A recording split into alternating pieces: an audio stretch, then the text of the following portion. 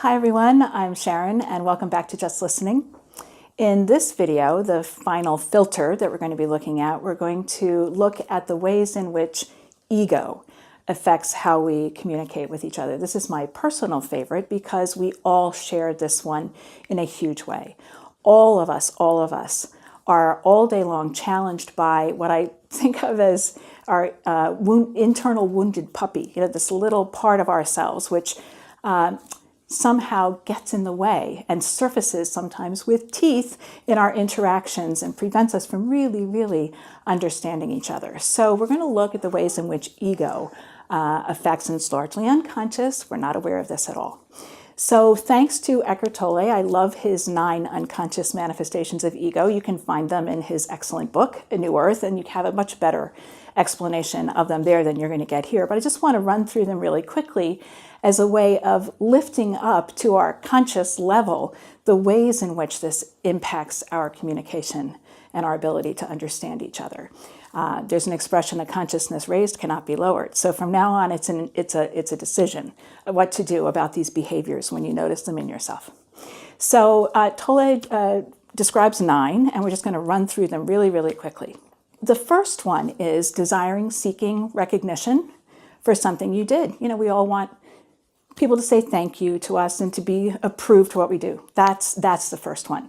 As somebody said, there would be a good deal of good done in the world if nobody cared who got the credit. The second way that our egos can get in the way is when we try to get attention. We try to draw attention to ourselves. And sometimes we'll interrupt other people to do that. We're listening to someone and they're telling us something, and then we say, oh, let me tell you about how that happened to me.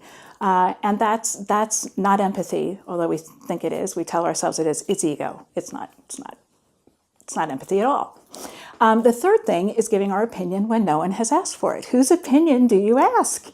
You ask the opinion of people who kind of don't ever tell you unless you ask. But we go around all day long giving our opinion and really shut down responses. This is not communication. We're silencing other people by making sure that people know how we think about something. The fourth, taking things personally, feeling offended. We make up stories about our interactions. Do we actually communicate with each other about it? No, we just make up stories. 5, being more concerned with how the other person sees us than with the other person and what they're saying. So we're thinking, how do I look? Do I sound smart? Am I being helpful? Am I providing a solution? All of those things. The next one is sort of that internal and sometimes external conversation that we have, making ourselves right and other people wrong. Somebody says something, well, I don't agree with that. And it just inflates our egos when we do. We feel better, sort of smacking down what other people are thinking and saying. The next one is trying to make an impression on other people. And there are 2 ways that we do this. One is by sort of bragging and inflating our accomplishments and making sure people know how wonderful we are and who we know and who we've seen. And the other is the opposite, which is just as troublesome, which is bragging about how we lead a simple lifestyle, or, well, I'm a vegetarian, you're not.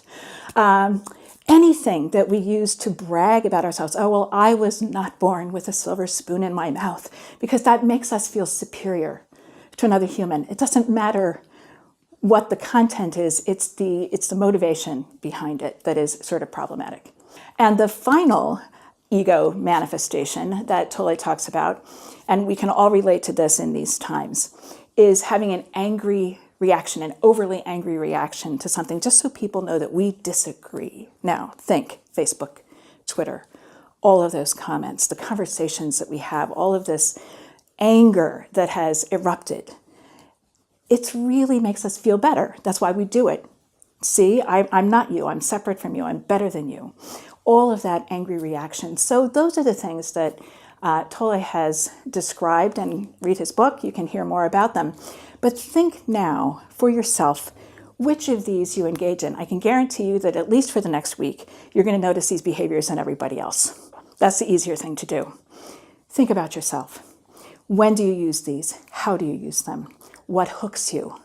What really pulls you in? What topics, what issues, what people pull you into these sort of ego reactions? And then decide not to do it. Wake up.